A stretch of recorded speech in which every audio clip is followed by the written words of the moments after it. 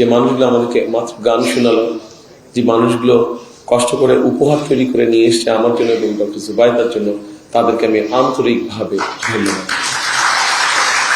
এবং আসুন আমরা সকলে মিলে একটা বাংলাদেশ গড়ার চেষ্টা করি, যে বাংলাদেশে কম বেশি প্রত্যেকটা মানুষের একটা মর্যাদা তৈরি হবে, আত্মমর্যাদা নিয়ে প্রত্যেকে বেঁচে থাকতে পারবে, সেরকম একটা বাংলাদেশ গড়তে আমরা চেষ্টা করি। যারা বিভিন্ন বক্তব্য রাখলেন, কবিতা বললেন, এর থেকে পরিষ্কার বোঝা যায় আমরা যারা সুস্থ স্বাভাবিক আছি বিভিন্ন দৃষ্টিকোণ থেকে, তাদের অনেকের থেকে এই মানুষগুলোর মধ্যে অনেক গুণ আছে যেটা আমাদের অনেকের মধ্যে নেই।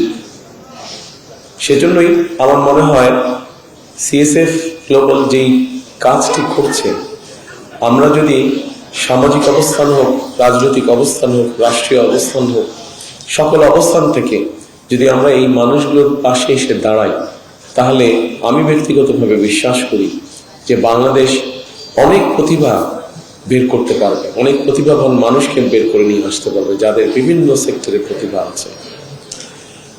আমরা খুব যে বেশি কিছু করা প্রয়োজন তা না, শুধু এই মানুষগুলোকে একটু সুযোগ করে দেওয়া, যাতে তারা দুনিয়ার আলো বাতাসে আমাদের আর 10 জনের মতনই স্বাভাবিকভাবে কম বেশি চলাফেরা করতে পারে।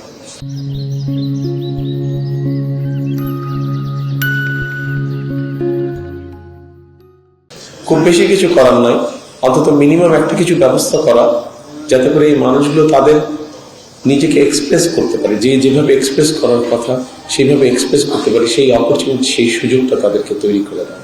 কারণ তারাও মানুষ, তারা আমাদের বাইরে না, তারা আমাদের ভেতরে, তারা আমাদেরই অংশ। আমাদের প্রত্যেকের পরিবারের মধ্যে এরকম কেউ না কেউ হয়তো একজন আছে।